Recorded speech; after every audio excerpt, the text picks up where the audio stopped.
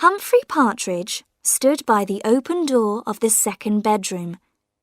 There was a smile on his lips as he looked at the empty bed. "It's all right, Mother.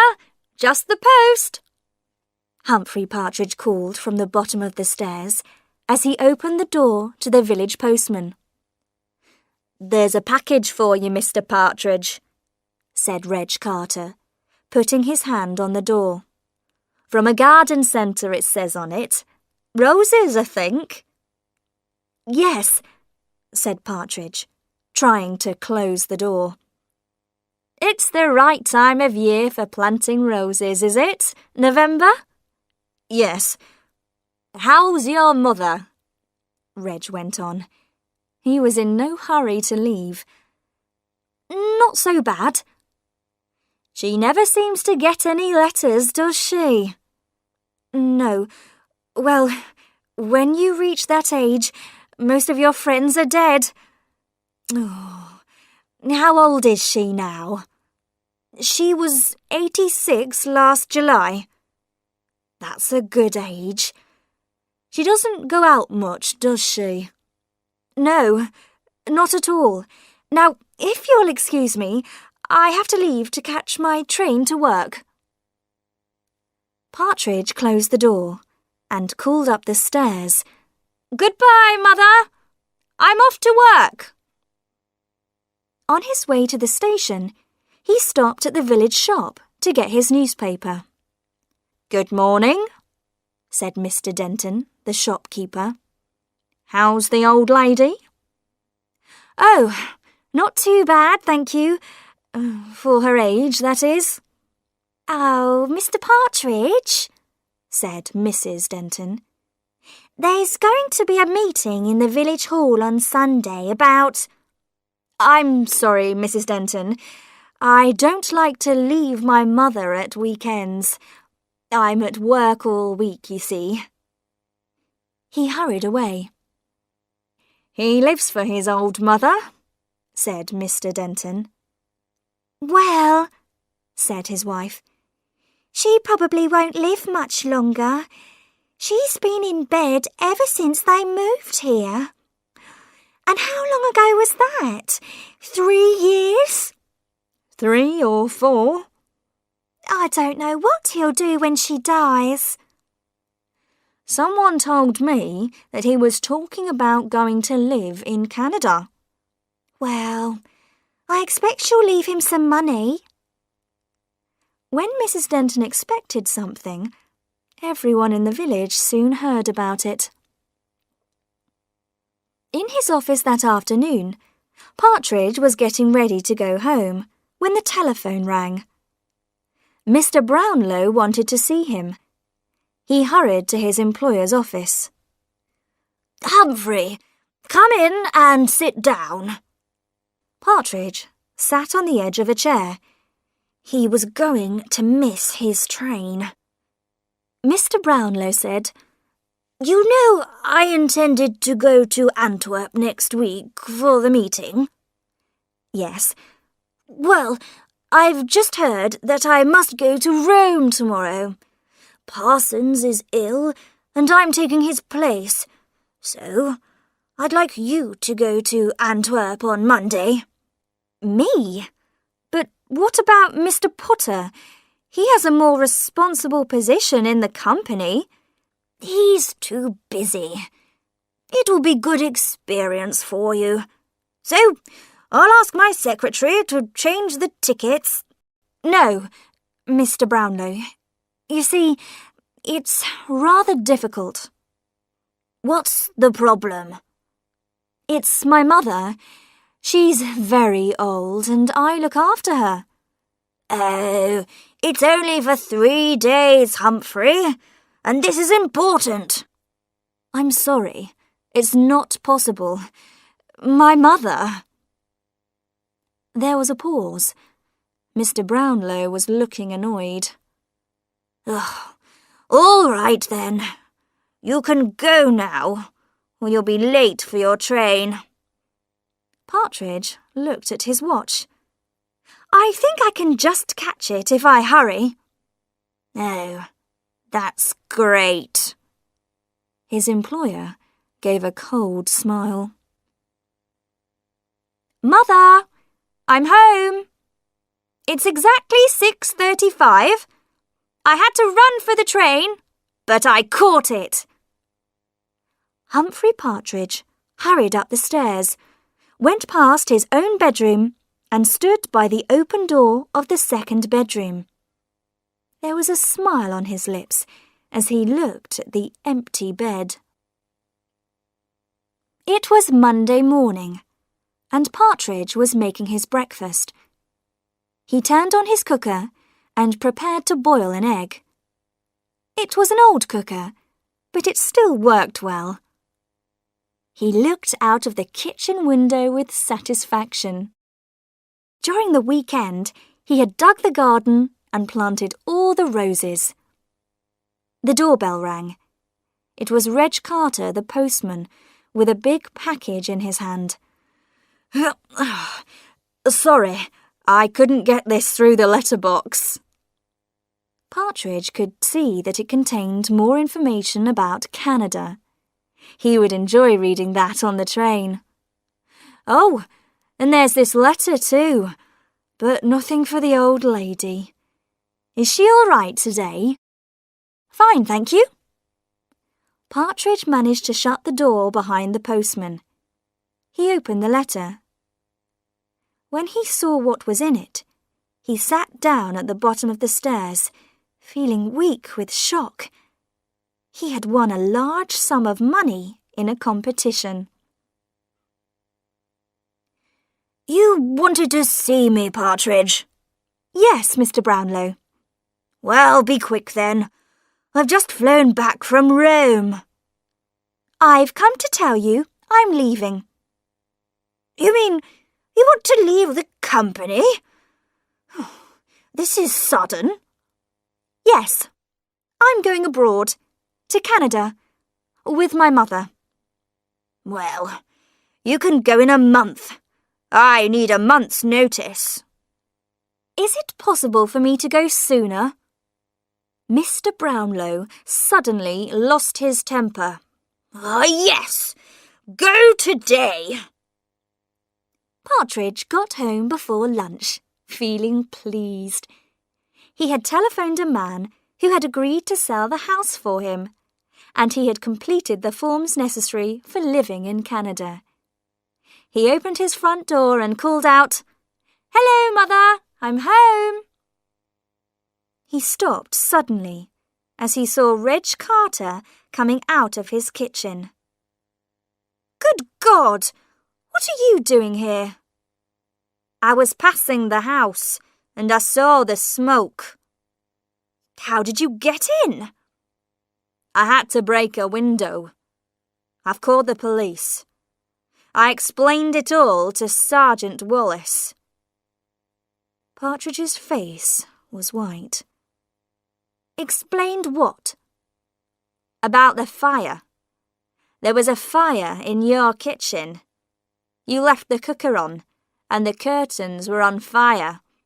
I was thinking of your mother upstairs, not able to move, so I put the fire out." "Oh, thank you.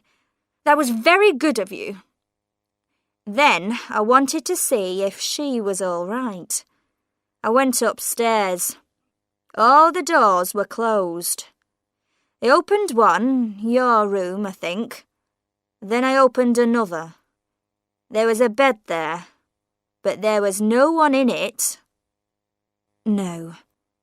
"There was no one anywhere. The house was empty." "Yes." The postman stood there, looking at him. "I thought that was rather strange, Mr. Partridge. You told us your mother lived here." "She does. She did. She died." "Died? When?" "You said this morning when I asked." "She died 2 days ago." His face was red now. "I'm sorry. I can't think straight. It's the shock, you know." "I see." Reg Carter said quietly. Well, I must go now.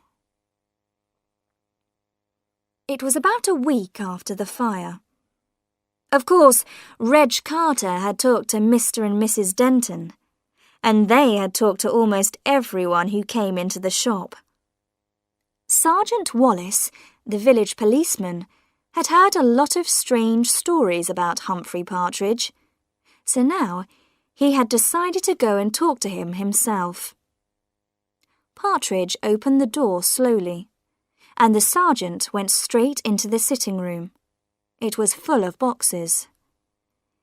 You're packing your books, I see, Mr. Partridge. When are you going to Canada? In about a month. And you're going to buy a house there, I hear. Yes. You're going alone. Your mother's not with you now. No, she died. Yes, that's what I want to discuss. As you know, this is a small place, and most people take an interest in other people's business. I've been hearing some strange things about you. People are saying you killed your mother to get her money. That's stupid. It's not true. Perhaps. Let me ask you a few questions. First, when did your mother die? 10 days ago. The 11th. Are you sure? The 11th was the day you had the fire. Sorry. 2 days before that. It was such a shock. Of course. And so the funeral was on the 10th? Sometime about then, yes. It's strange that none of the local funeral directors know anything about it. I use someone from town. I see. And was it a doctor from town who signed the document saying that she was dead? Yes. Do you perhaps have a copy of the document? Partridge looked unhappy. You know, I don't.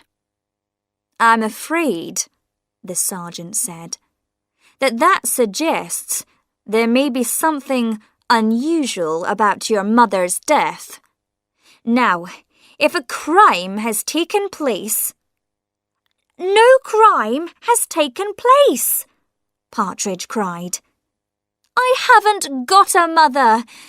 I never saw my mother. She left me when I was 6 months old, and I grew up in a children's home. Then who was living upstairs? Nobody. I live alone. I always have lived alone. I hate people. People are always asking you questions.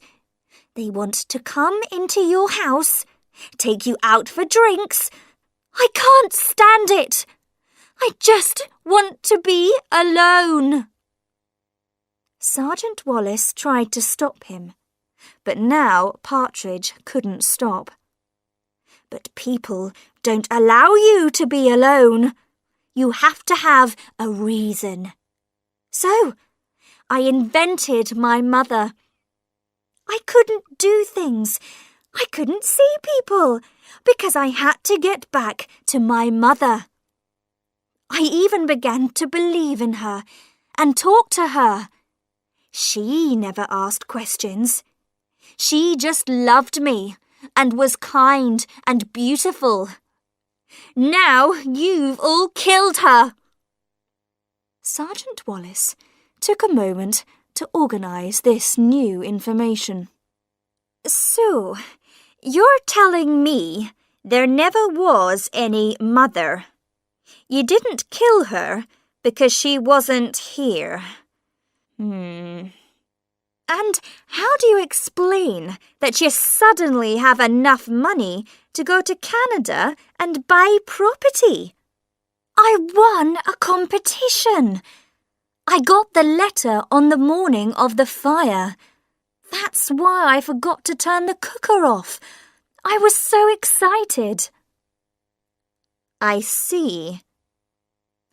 Sergeant Wallace got up and moved across to the window. You've been digging the garden, I notice. Yes, I put those roses in. You plant roses when you're going away, A few days later, there was exciting news in the village. Partridge had been put in prison, and the police had dug up his garden and taken up part of the floor in his house, but they hadn't found a body. Then the news came that he had been freed. It seemed that his strange story to Sergeant Wallace was true. There had been no one else living in the house. He had won a large amount of money. And Partridge's mother was living in Liverpool and had been in trouble with the police on several occasions. Partridge came back to his house and continued preparing for his move to Canada. 2 days before he was going to leave, in the early evening, someone rang his doorbell.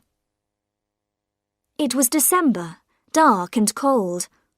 All the villagers were inside their houses. He did not recognize the woman standing on the doorstep. She was dressed in the clothes of a young woman, but her face was old. "Hello, Humphrey," she said. "Who are you?" He held the door, ready to close it. The woman laughed. "No, I don't expect you to recognize me. You were very young when we last met." "You're not?" "Yes, I am." "Don't you want to give your mother a kiss?" She pushed her painted face towards him, and Partridge stepped back into the hall. The woman followed him in. She looked at the packing cases. "Of course, you're going away. Canada, is it? I read about it in the paper. I read about the money too." "What do you want?" said Partridge. "I've just come to see my little boy. I was thinking, perhaps you should help your poor old mother now. You never did anything for me. You left me. That was a long time ago. Now I want you to look after me in my old age. Why don't you take your old mother to Canada with you?" "But you aren't my mother," he spoke quietly. "Oh, yes, I am, Humphrey. My mother is beautiful and kind. She is nothing like you. You are not my mother." His hands were on her shoulders, shaking her. "I'm your mother, Humphrey." She was laughing at him. His hands moved to her neck to stop her words. They became tighter and tighter as he shook her. He opened his hands, and the woman's body fell to the floor. Her mouth opened, and her false teeth dropped out. Next morning, Humphrey Partridge went to the police station to see Sergeant Wallace. "Good morning, Mr. Partridge. What can I do for you?" "Sergeant, about my mother. I just wanted to tell you that I did kill her." "Oh, yes.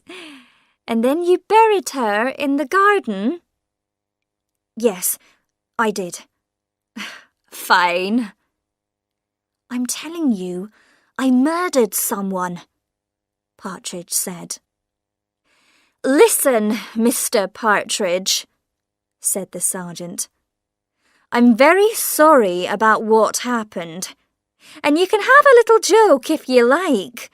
But now I have other things to do, so... You mean I can just go? Do, please. To Canada? Anywhere you like. All right then. I'll go. He left the police station. Outside, Humphrey Partridge took a deep breath of air and smiled. Right, Mother. We're going to Canada, he said.